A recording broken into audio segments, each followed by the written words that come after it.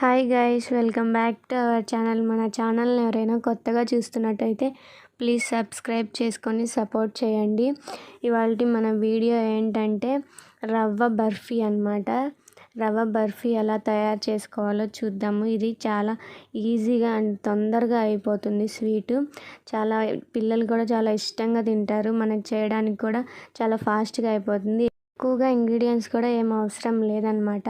వంట రాని వాళ్ళు కూడా చాలా ఈజీగా చేయొచ్చు. దీని ప్రాసెస్ అంతా కొంచెం రవ్వ కేసరిలానే ఉంటుంది. మనం తీసుకునే రవ్వ కేసరికి కొంచెం లావు ఉన్నా పర్లేదు, కానీ మనం దీనికి మాత్రం బర్ఫీకి సన్నటి రవ్వ తీసుకోవాలన్నమాట. ఒకవేళ మనం తీసుకున్న రవ్వ లావుగా ఉంటే ఒక మిక్సీ వేసుకోండి, ఒకసారి సరిపోతుంది. వేసుకున్న తర్వాత ముందుగా మనం ఈ రవ్వ బర్ఫీ ఎలా తయారు చేసుకోవాలో ప్రాసెస్ అయితే చూసేద్దాము.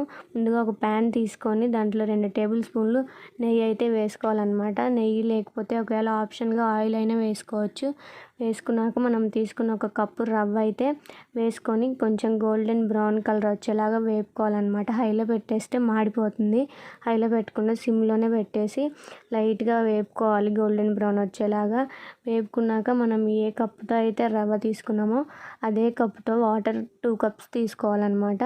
మనం వాటర్ వేసినప్పుడు అట్లానే ఉంచకుండా వెంటనే తిప్పేయాలి. తిప్పకుండా అట్లానే పెడితే రవ్వ ఉండలు ఉండలుగా కట్టేస్తుంది అన్నమాట. వాటర్ వేసిన వెంటనే తిప్పేయండి. తిప్పేసిన తర్వాత అది కొంచెం కన్సిస్టెన్సీ గట్టి పడేదాకా ఉండాలి. సిమ్లో అట్లనే 5 మినిట్స్ పెట్టి ఆ నీరంతా పోయేదాకా అట్లనే ఉంచాలి. ఉంచిన తర్వాత మనం ఫుడ్ కలర్ ఉంటే ఫుడ్ కలర్ వేసుకోవచ్చు. అది ఆప్షనల్, మన ఇష్టము. ఇష్టమైతే వేసుకోవచ్చు, లేకపోతే లేదు. నేనైతే ఆరెంజ్ కలర్ ఫుడ్ కలర్ అయితే తీసుకున్నాను.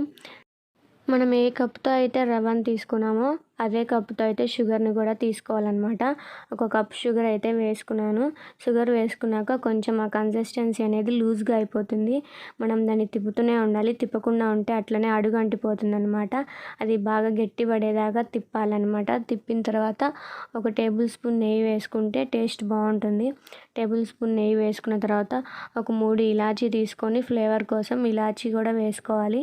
వేసుకున్న తర్వాత అది బాగా గట్టి పడేదాకా ఉంచాలన్నమాట.